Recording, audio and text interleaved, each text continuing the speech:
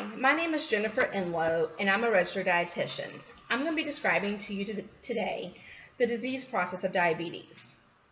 Explaining the disease process of diabetes is similar to a large grocery shopping trip for you and your family. You wouldn't be able to carry in your arms all of the items that you would want to purchase.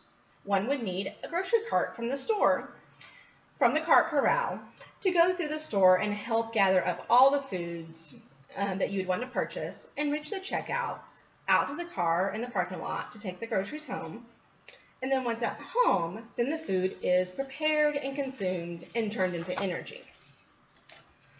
Now let's compare the shopping basket as insulin and the food in the store as glucose within our body.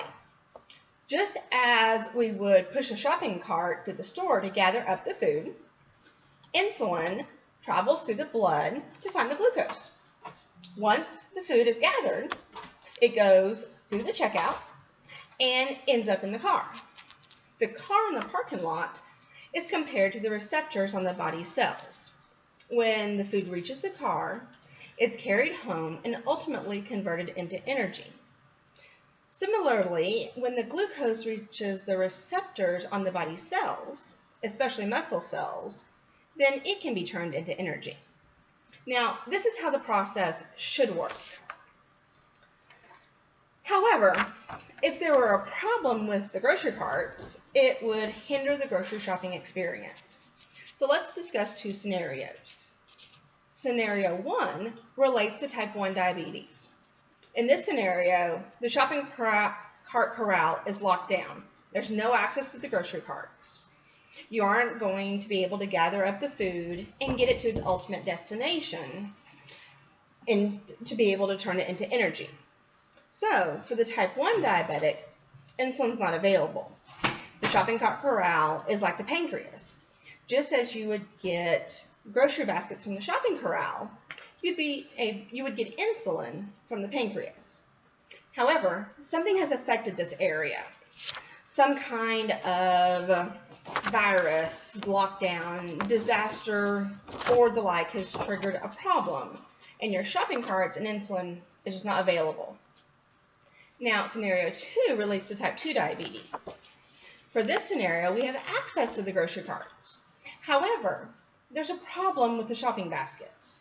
Maybe they're wet, the wheels are locked, maybe part of the basket is broken, maybe the small part or the large part, and it won't hold food, or maybe not the appropriate amount and serve its full purpose. This would be similar to insulin resistance.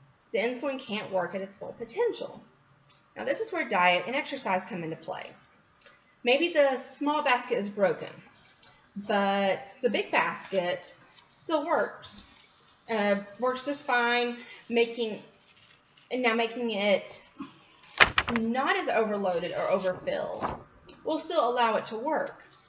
In the same sense, if we control the amount of food in the basket, we can control the amount of carbohydrates in the blood. Let me rephrase that. If we put less food in the basket, it will all fit. Similarly, if we put less carbohydrates into the blood, the cells won't be overloaded or overwhelmed. Now, the exercise component of what we can do to help this scenario would be the cart maintenance workers fixing the carts to make them more usable and easier to use. I hope my explanation helps you better understand the diabetic disease process. Thank you.